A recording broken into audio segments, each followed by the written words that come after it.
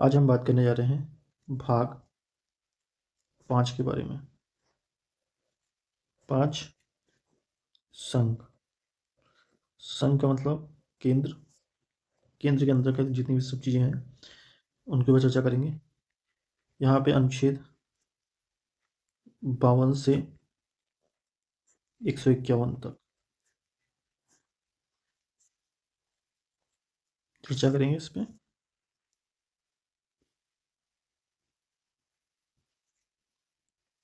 अनुच्छेद पहला, अगर हम छोटा सा विस्तार पूर्वक लेके चले तो सिर्फ सुनिए, ठीक है। भाग 1, जिसमें अनुच्छेद 1 से लेकर 4 तक की बात की गई है। अनुच्छेद 1 में संघ और राज्य क्षेत्र की बात की गई है। अनुच्छेद 2 में नए राज्य की स्थापना और प्रावधान की बात की गई है। और तीसरे अनुच्छेद में राज्यों की सीमा और उनके नाम में परिवर्तन के संबंध में बात की गई है। अनुच्छेद 4 में क्या किया गया है, पहली और चौथी अनुसूची के संशोधन तथा उनके विषयों को अनुच्छेद 2 और 3 के अधीन विधियां बनाने के संबंध में बात करी गई है।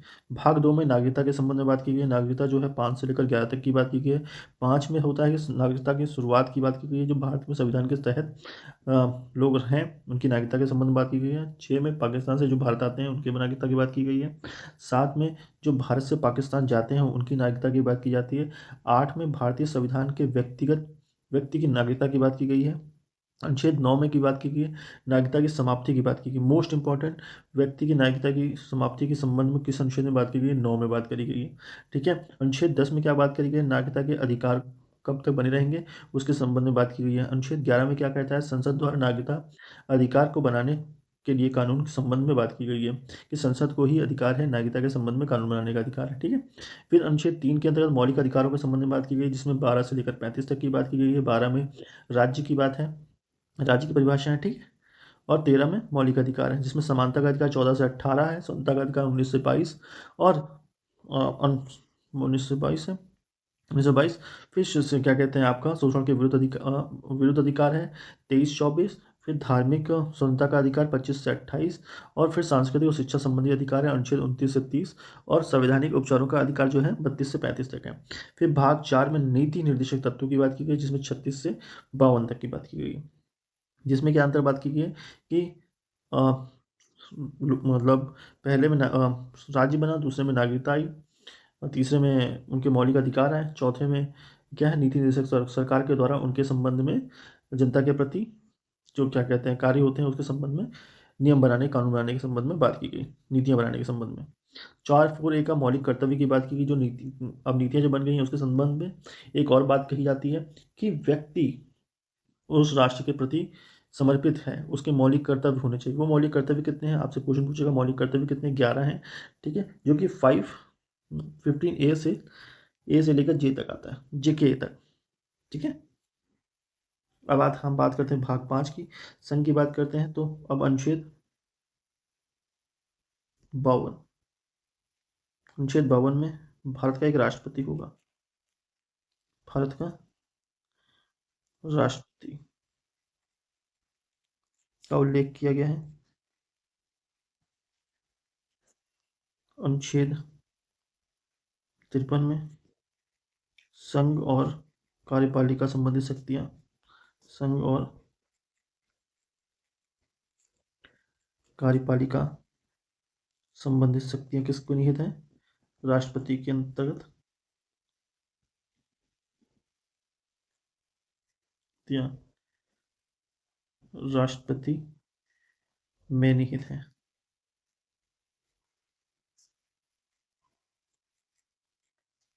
अनुच्छेद 54 की बात करें,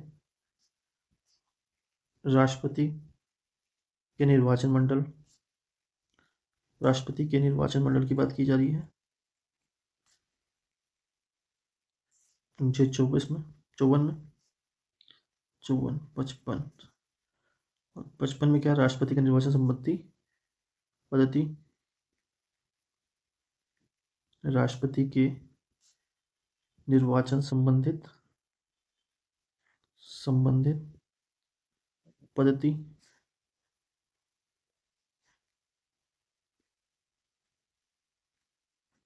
अनुच्छेद 56 में राष्ट्रपति के कार्यकाल का उल्लेख, राष्ट्रपति के कार्यकाल का उल्लेख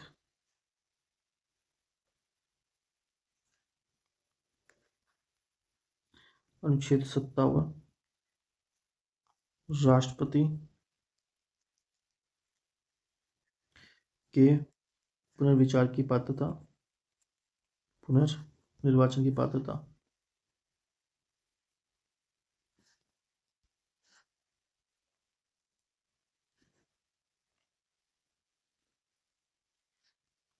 निर्वाचन की पात्रता इसमें है 57 में कहा गया है।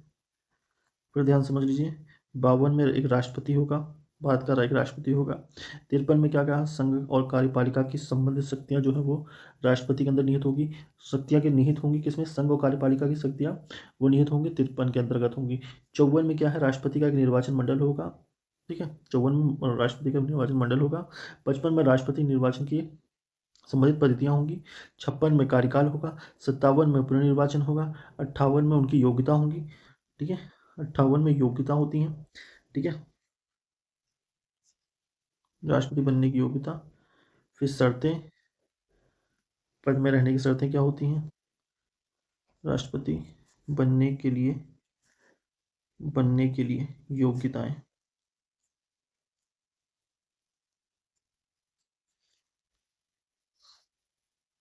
अनुच्छेद में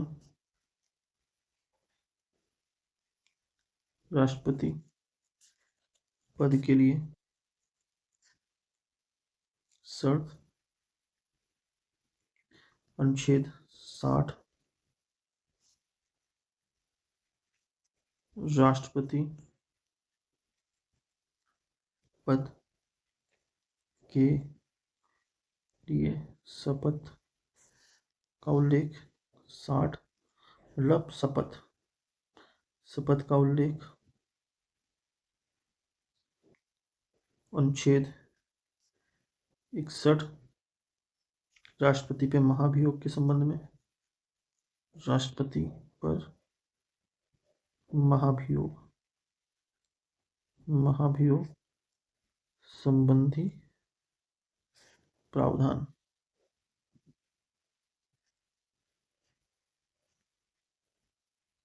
इकसठ में,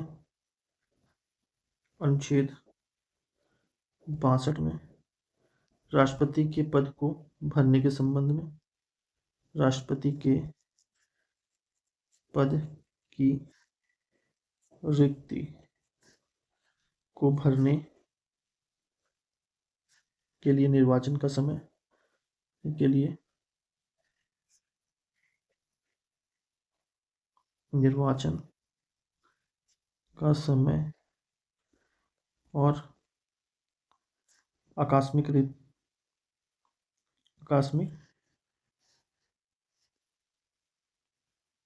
रिक्ति को भरने का कार्यकाल निर्धारण।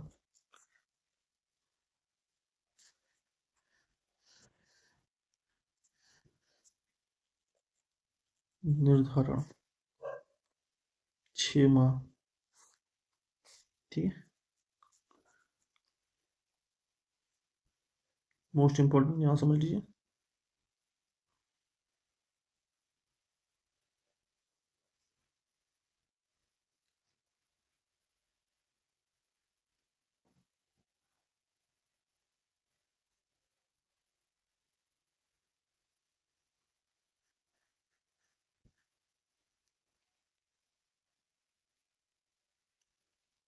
राष्ट्रपति 52 से लेकर 62, उपराष्ट्रपति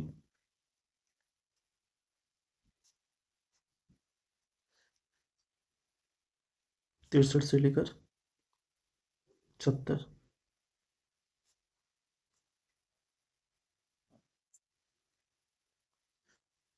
अगर हम बात करें इसकी,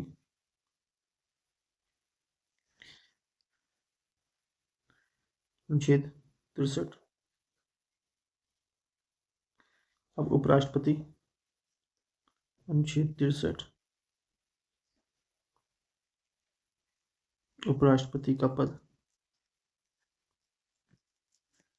उपराष्ट्रपति के पद का उल्लेख,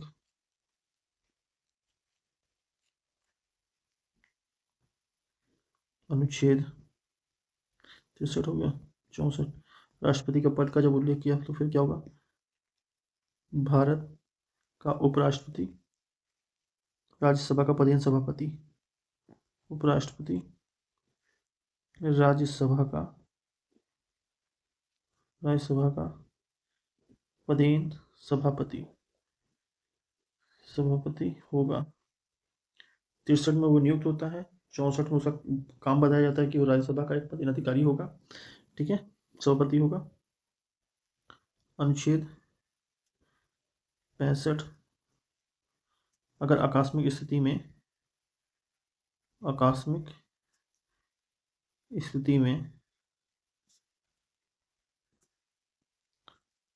राष्ट्रपति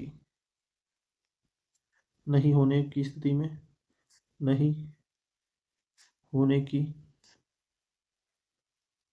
में उपराष्ट्रपति राष्ट्रपति के तौर पर कार्य करेंगे, राष्ट्रपति के तौर पर कार्य करेंगे, ठीक है।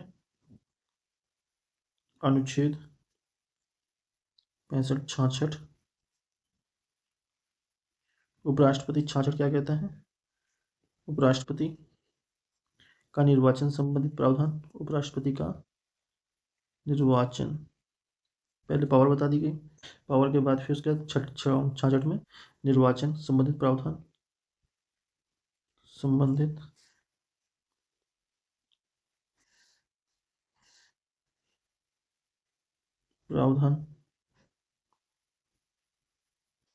अनुच्छेद 67,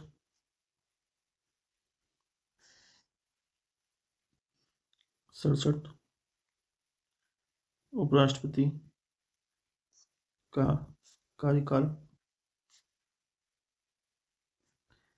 ठीक है। 67 में अनुच्छेद 68, रिक्ति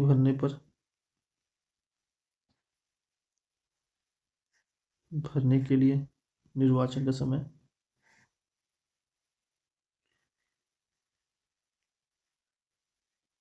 निर्वाचन का समय 6 माह के भीतर, अनुच्छेद 69, अगर अनुच्छेद 69 की बात की जाए तो शपथ, यहाँ पे उपराष्ट्रपति को राष्ट्रपति के समक्ष शपथ,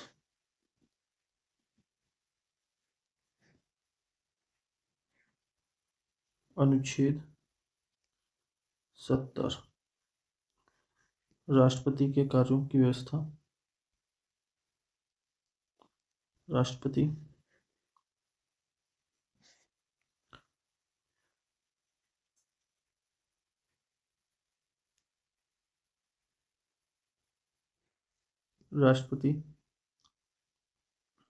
के कार्यों की व्यवस्था, यदि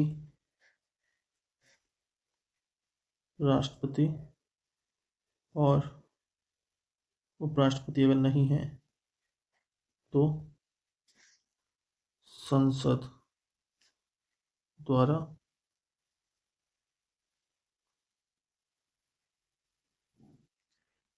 कानून बनाकर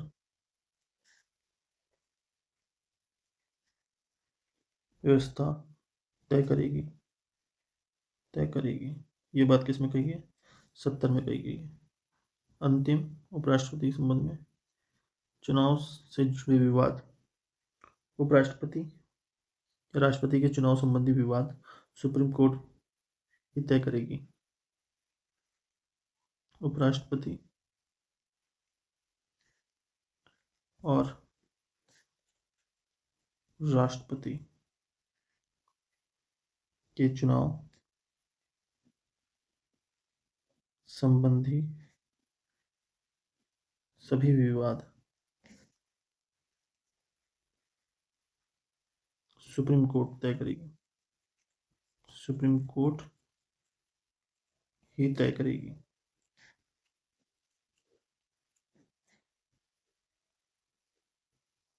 ठीक है, यहाँ तो उपराष्ट्रपति खत्म, उपराष्ट्रपति हो गया। तो एक चीज समझ लीजिए, 63 में पद है, 63 में उपराष्ट्रपति का पद, 64 में वो सभापति होगा कहाँ का, राज्यसभा का, 65 में राष्ट्रपति का कार्यकाल, ठीक है, राष्ट्रपति का कार्य, 66 में चुनाव, उनके चुनाव के संबंधित में, 67 में कार्यकाल कितने का, 5 साल का,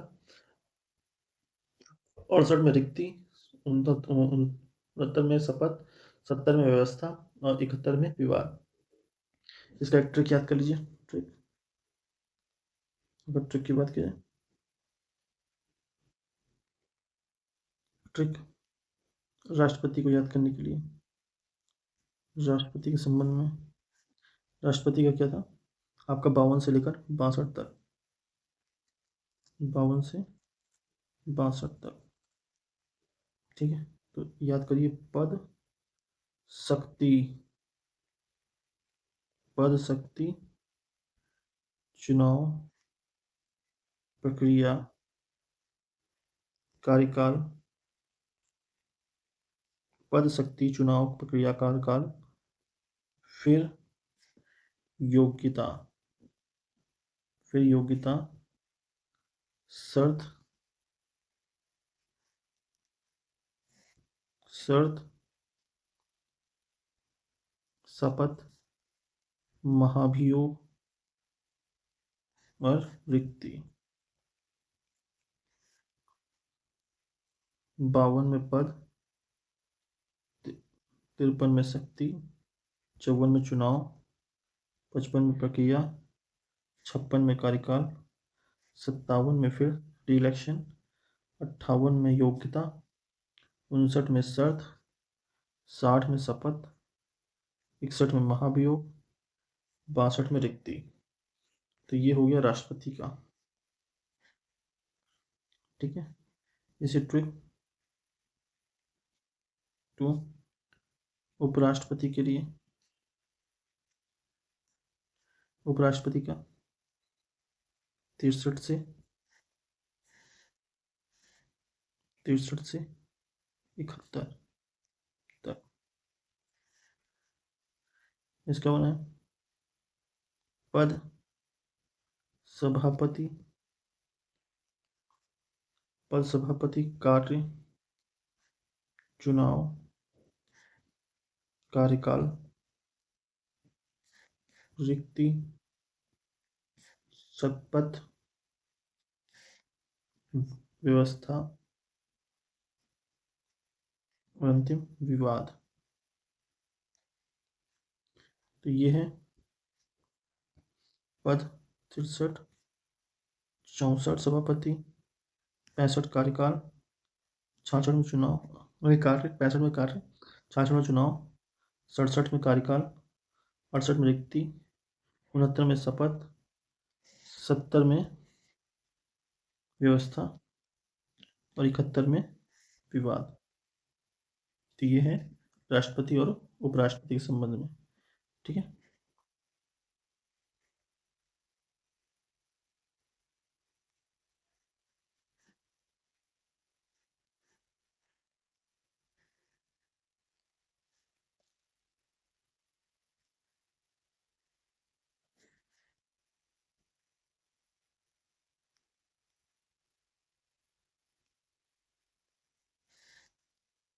अब बात करेंगे हम राष्ट्रपति के कर्तव्य निर्वहन की।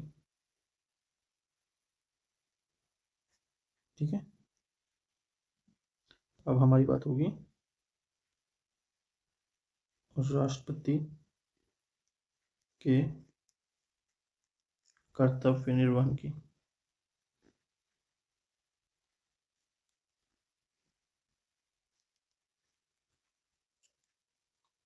निर्वहन। इसके संबंध में कितने अनुच्छेद? इसके संबंध में 71 से लेकर आपका 151 तक। ठीक है, 71 से 52 से लेकर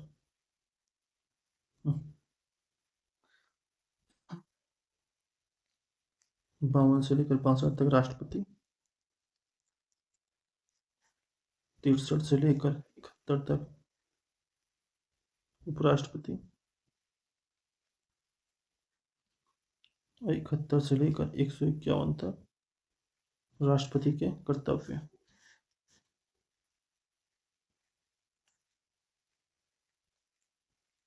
कर्तव्य। ठीक है।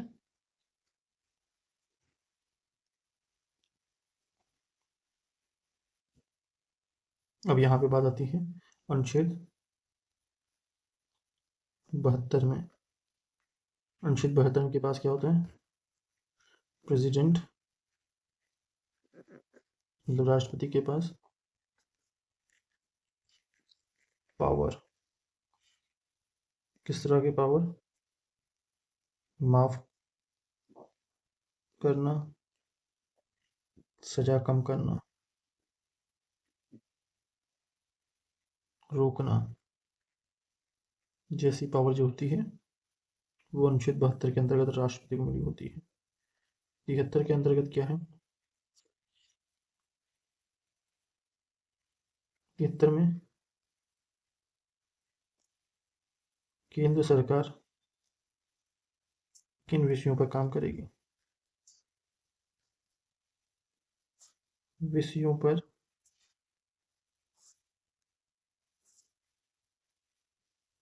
पर काम करेगी। ठीक है। अनुच्छेद 74 council of minister. Council of ministers यानी क्या होगा? मंत्रिमंडल।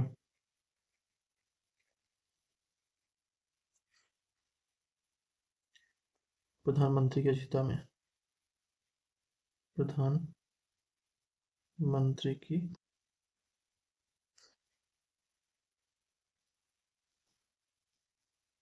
अध्यक्षता में। अनुच्छेद 75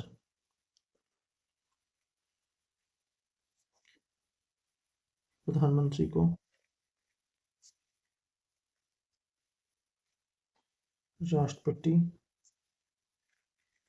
द्वारा नियुक्त, मनोनीत नहीं, नियुक्त करता है।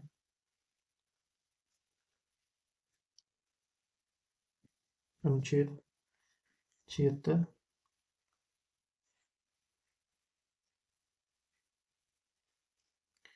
अब यहीं पर एक और चीज नोट कर दीजिए।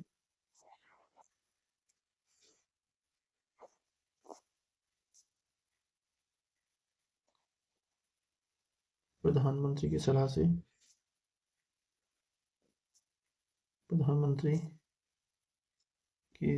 से मंत्री की नियुक्ति।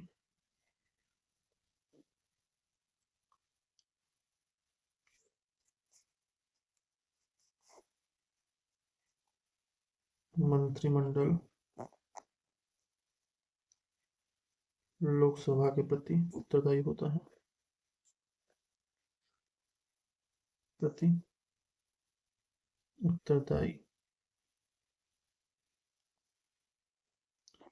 होता है। और ये मंत्री तब तक पद पर रहेंगे जब तक राष्ट्रपति चाहे।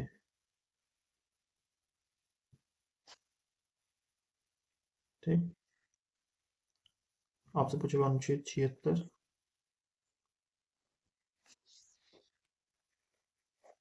भारत सरकार का सर्वोच्च विधि अधिकारी, भारत सरकार का सर्वोच्च विधि अधिकारी, टॉप लॉ ऑफिसर्स, अपॉइंट कौन करता है? अपॉइंट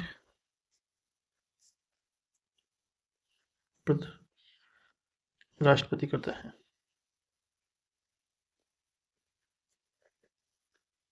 प्रेसिडेंट ये क्या करेगा?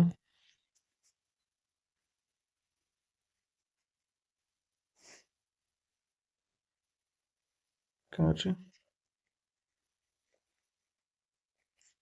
कोर्ट में गवर्नमेंट का प्रतिनिधित्व करेगा। क्षेत्र के अंतर्गत अनुच्छेद 70।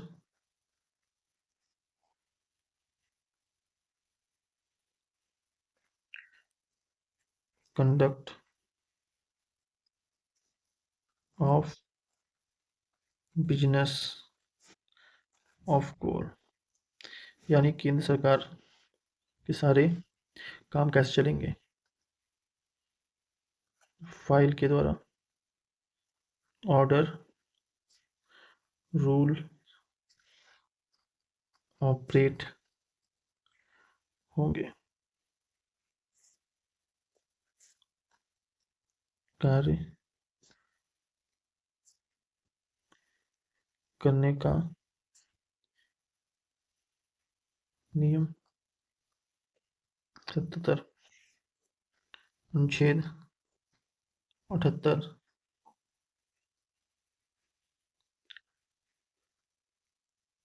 ड्यूटी ऑफ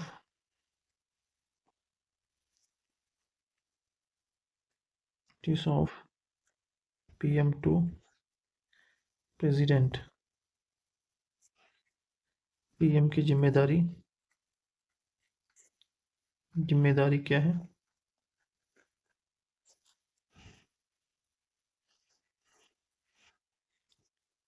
इसके अंतर्गत प्रेसिडेंट को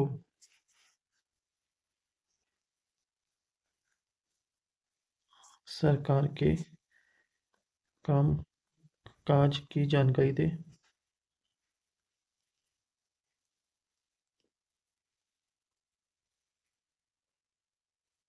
इंफॉर्मेशन मांगने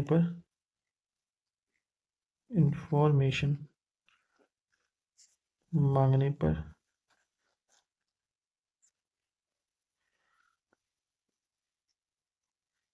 प्रेसिडेंट को प्रधानमंत्री जानकारी दे।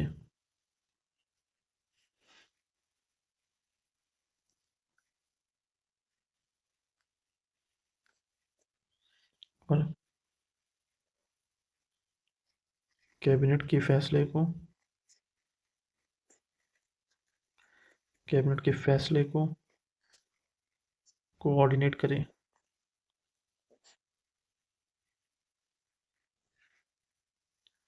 अनुच्छेद 79 का पार्लियामेंट की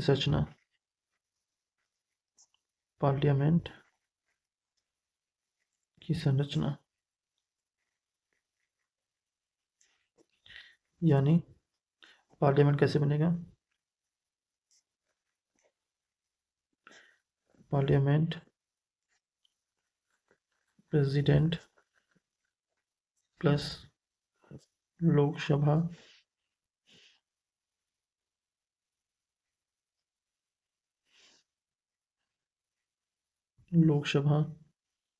प्लस राज्यसभा। अनुच्छेद 80 राज्यसभा कंपोजिशन। ये राज्यसभा कंपोजिशन।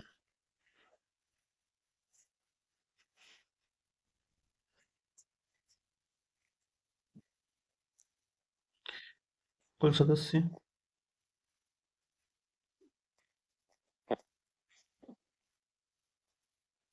250, जिसमें से राष्ट्रपति द्वारा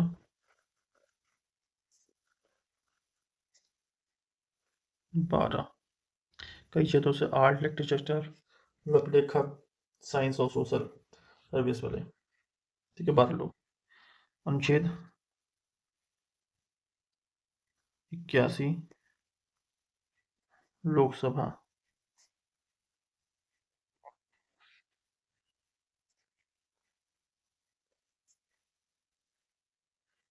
लोकसभा कंपोजिशन,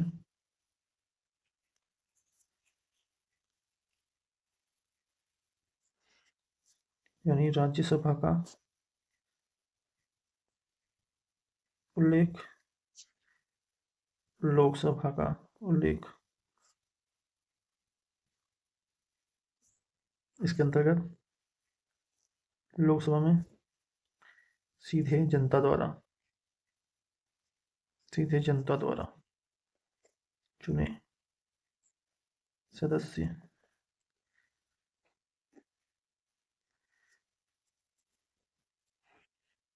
मैक्सिमम सीट 552, जिसमें से 530 स्टेट +20 यूटी +2 एंग्लो इंडियन।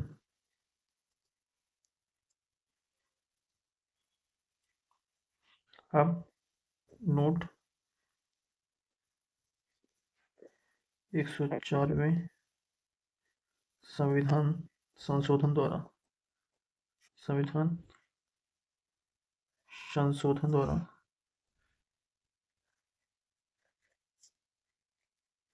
संशोधन द्वारा एंग्लो इंडियन हटा दिया गया।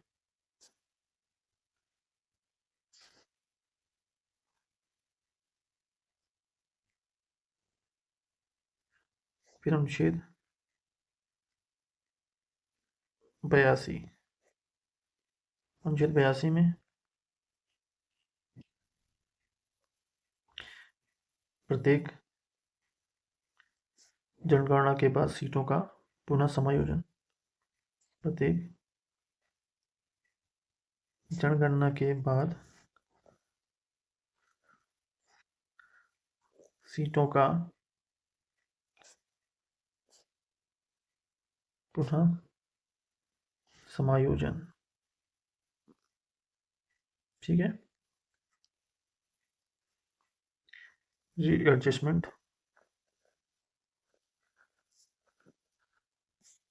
After consensus.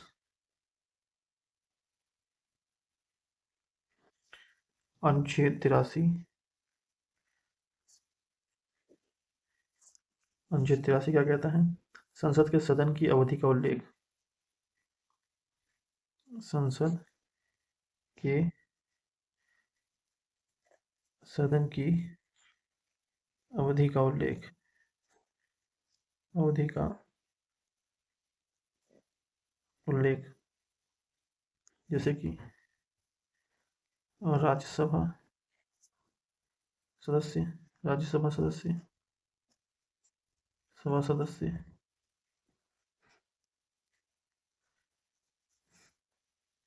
2 साल के लिए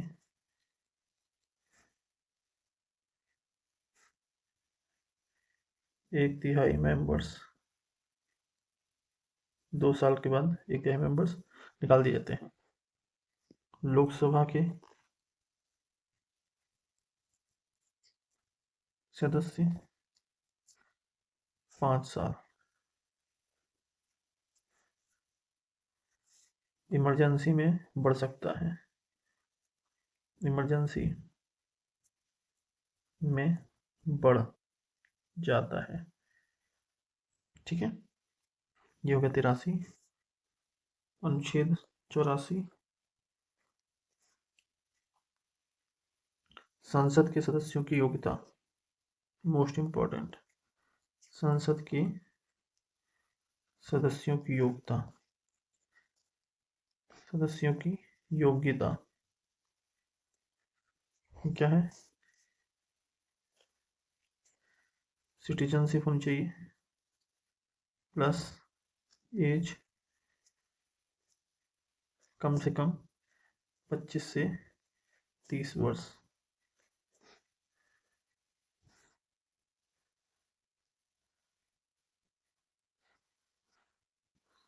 एज लोकसभा में 25, राज्यसभा में 30, प्लस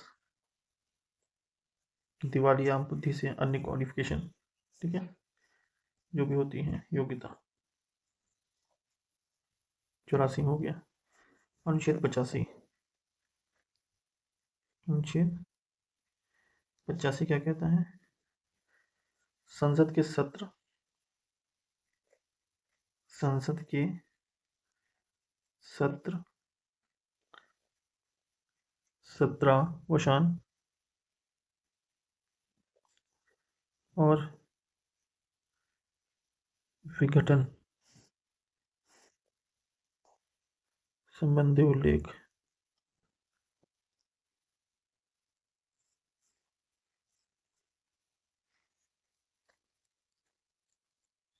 ठीक है। ये हो गया 85। मतलब प्रेसिडेंट पार्लियामेंट के सेशन को बुला सकता है और ख़त्म कर सकता है, ठीक है। मान लो प्रेसिडेंट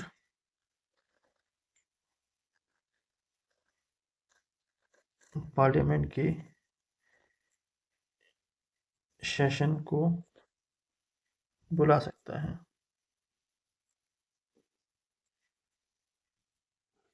और ख़त्म कर सकता है,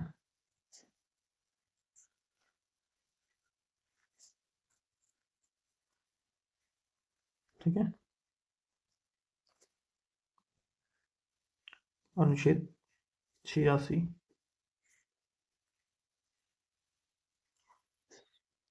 प्रेसिडेंट दोनों सदनों को एड्रेस कर सकता है।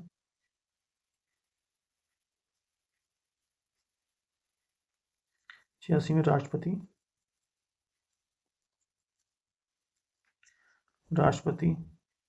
का संसद में अभिभाषण और संदेश भेजने का अधिकार,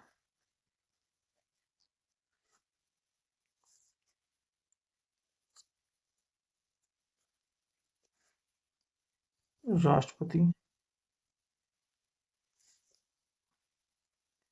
का विशेष अभिभाषण, 87 विशेष अभिभाषण 87 के अंदर देता है। अनुच्छेद 88 के तहत संसद के साधनों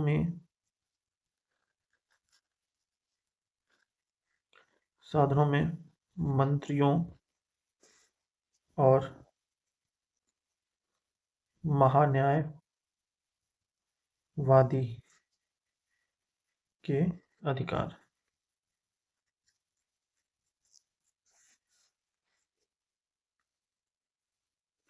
अनुच्छेद 87, 89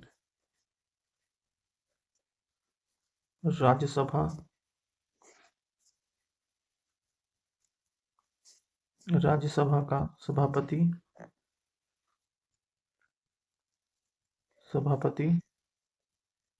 और उपसभापति का उल्लेख किसमें है? 89 में है। Vice president chairman deputy chairman सदन का चुनता है, ठीक है। अब अनुच्छेद 90,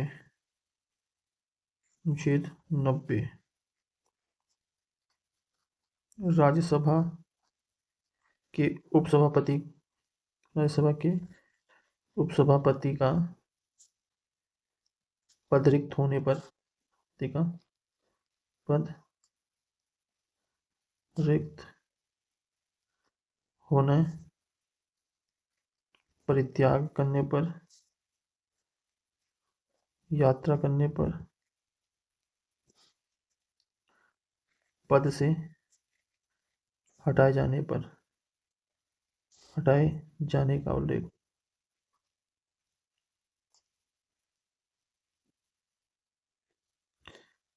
अनुच्छेद 91 सभापति के रूप में कार्य करने तथा कर्तव्य का पालन करने की उपसभापति या अन्य व्यक्ति की शक्ति का उल्लेख।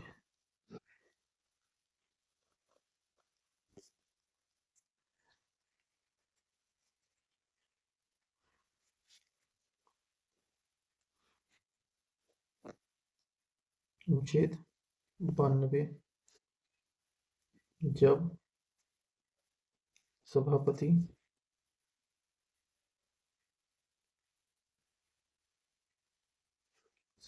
या उपसभापति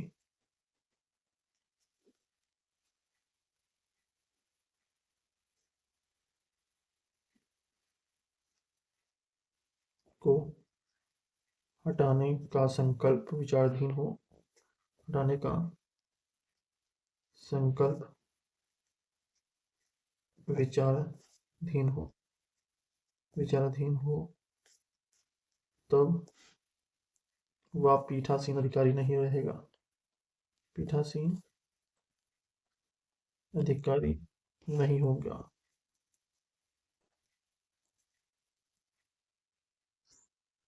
अनुच्छेद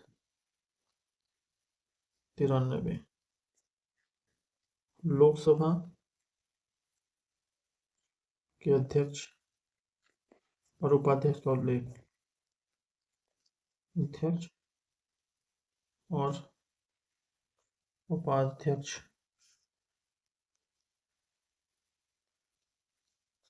का उल्लेख। अनुच्छेद 94 अध्यक्ष और उपाध्यक्ष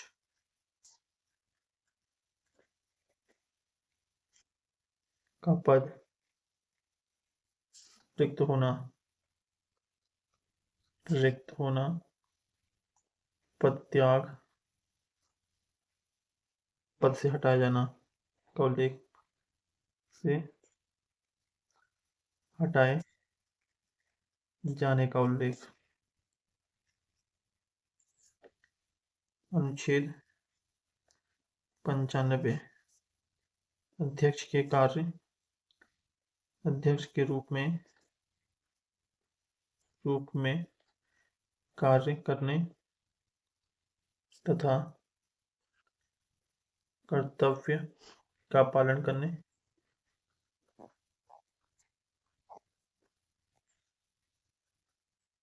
के लिए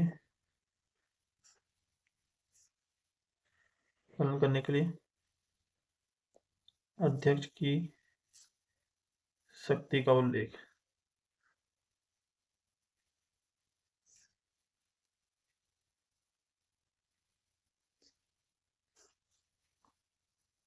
जब अध्यक्ष या उपाध्यक्ष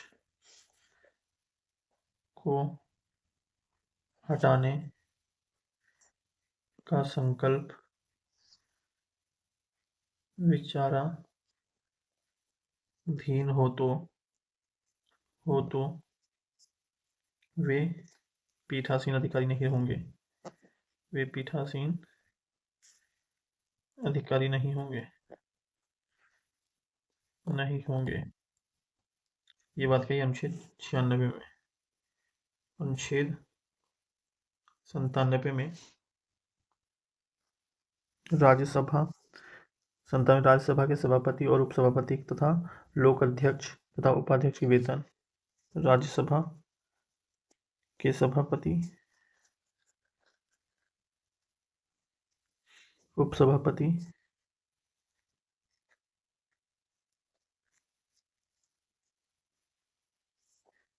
उपसभापति और लोकसभा अध्यक्ष और उपाध्यक्ष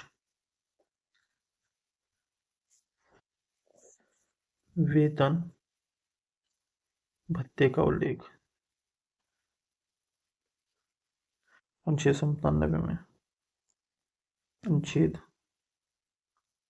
98 संसद के सचिवालय का उल्लेख। संसद के सचिवालय का उल्लेख। आपसे पूछेगा संसद के सचिवालय का उल्लेख किसमें है, तो अनुच्छेद 98 में है। अनुच्छेद 99 में संसद के सदस्यों की शपथ। संसद के सदस्यों द्वारा शपथ का उल्लेख। शपथ का उल्लेख। अनुच्छेद 100 संसद सदनों में मतदान। संसद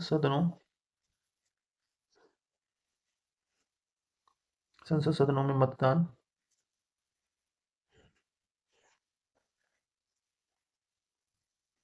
रिक्तियों के होते हुए भी सदनों के कार्य करने की शक्ति और गणपूर्ति। रिक्तियों के होते हुए भी सदनों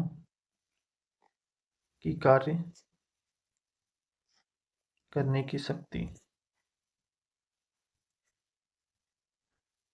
और गणपूर्ति, लोगों की पूर्ति के संबंध में अनुच्छेद 100 में बताया गया है। ठीक है,